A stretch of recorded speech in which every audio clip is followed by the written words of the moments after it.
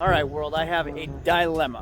When you become an adult, you get adult money, and you tend to buy stupid things. Stupid things that I enjoy, like this 6-door hearse limo behind me. I've owned one before, I loved it. I took my kids out for like date nights, and I went to concerts with family. We had so much fun. Then I sold it, and I missed it. I have another one behind me that is 13,000 miles. The problem is it's double the price, and it's running through the auction today. Do I buy it or do I steer clear? I mean, these things are a blast, but it's a toy that I'll use rarely.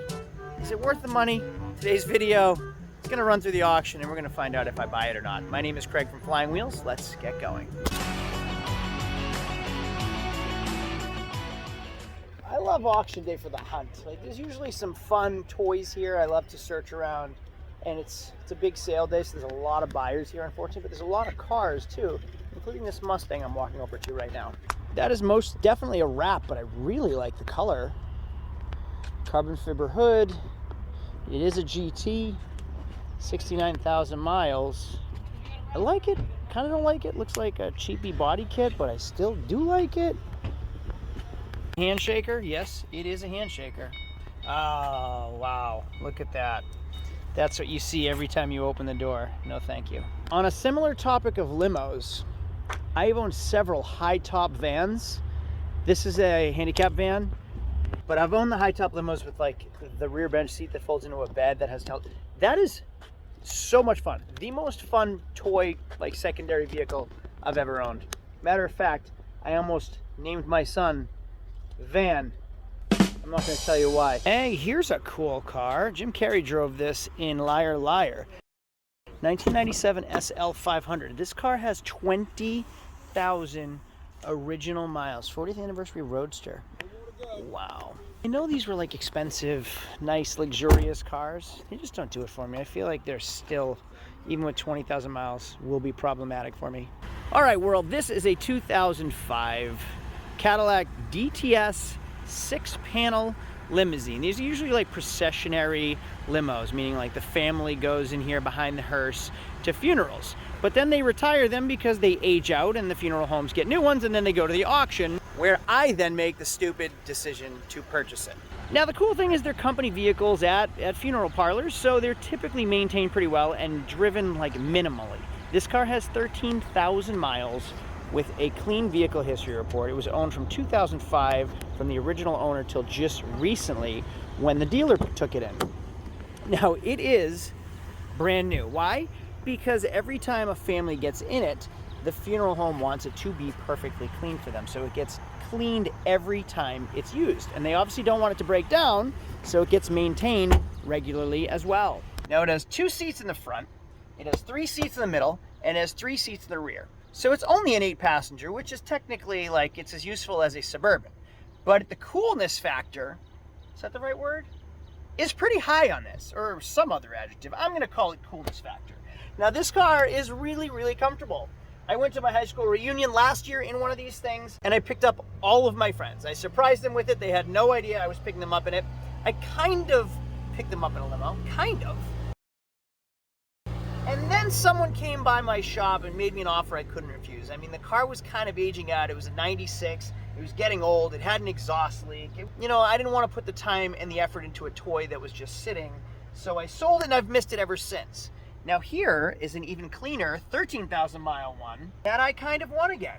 Check this out. It even comes fully equipped with a tissue holder. How the heck do you get? Oh, look at that Velcro, so you can slide the tissue box right there.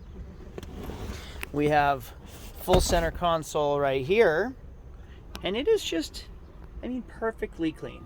Hey, special thanks once again to DraftKings for hooking up this video. If you're looking for a fun way to spend your Father's Day, try out DraftKings Casino. It's ranked #1 as an online casino app with over 300 real money games. All my friends use DraftKings. I'm partnering with DraftKings on this video to let you guys know about an awesome deal they have going on right now for Father's Day. All new customers that sign up using promo code WHEELS and make a minimum $5 deposit will get their deposit matched dollar for dollar. up to $100.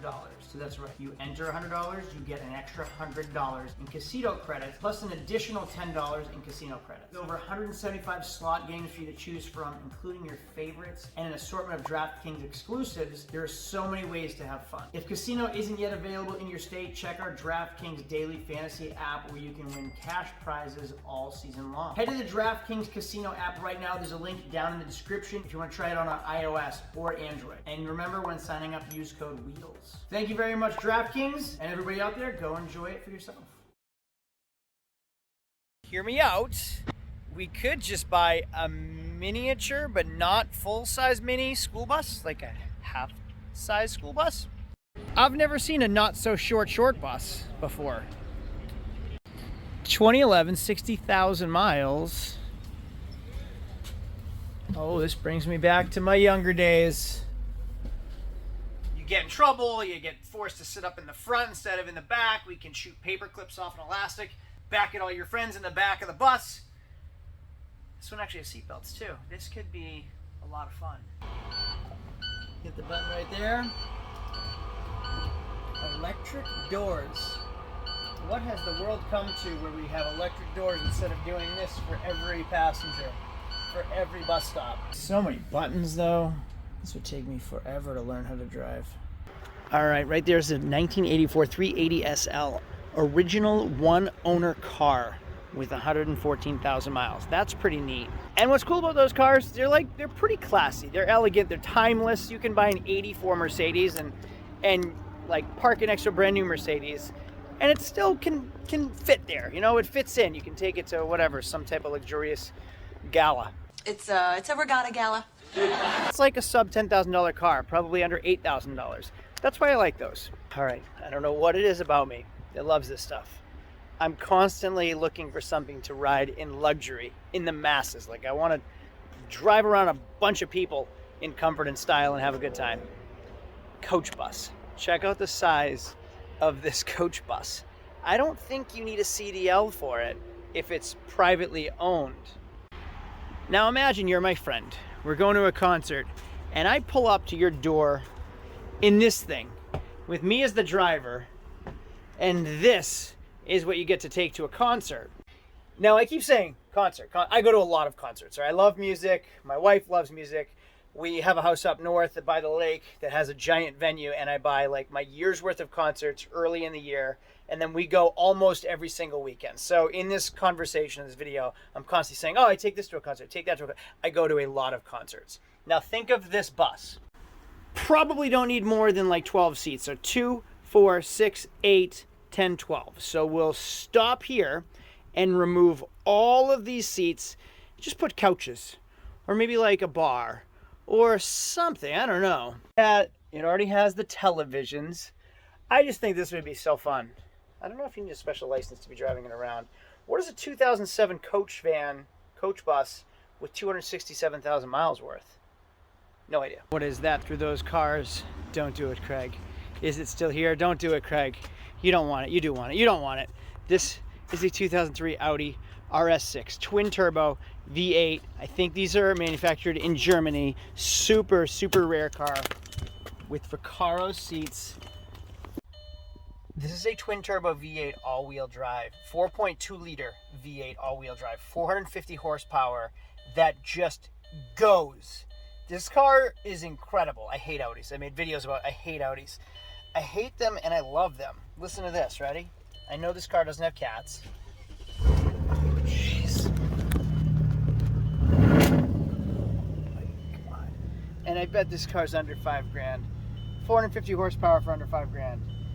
It's gonna need $5,000 worth of work though too. So it's, even if I get it for $5,000, it'll be a $10,000 car. No, Craig, stay away from it.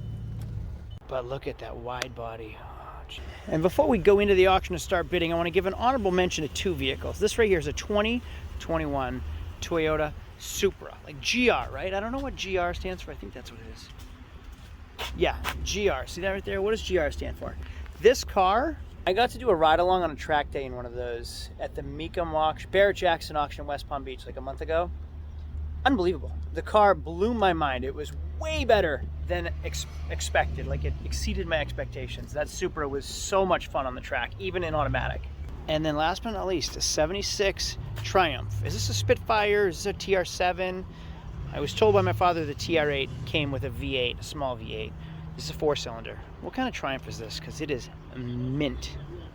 Well, the auction is starting, so let's hit in and see if I can buy that limo. Maybe something else, who knows? Another cool car at the auction, 69 Corvette Stingray with T-tops, Florida car, 350. Cool. And it has a 4-speed too.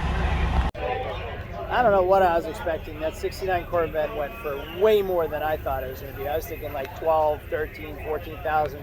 It's up over $20,000. And the paint job, like they painted the mufflers the same color as the car. So it's a subpar like toy. It's not a collector car. So with that in mind, sometimes I get so caught up in the bidding I forget to turn my camera on. I was the high bidder on that limo at $6,500. They wanted 10. He countered it at $8,500. I don't want it at $8,500. I want it at $6,500. I want it for less than that, but it's a 13,000 mile car. And I really don't know how to put a price tag on it. So I'm gonna go check it out one more time, see how it looks, like really inspect everything, check out the AC and make sure it doesn't overheat, and then we'll figure it out from there. It is not a stretch limo. Stretch limos are really difficult to drive. The frame is extended, like they crack and they get body work. They're a lot of work to own a stretch limo, and it's difficult to park in places. And as you can see, this car just takes up less than 2 parking spaces.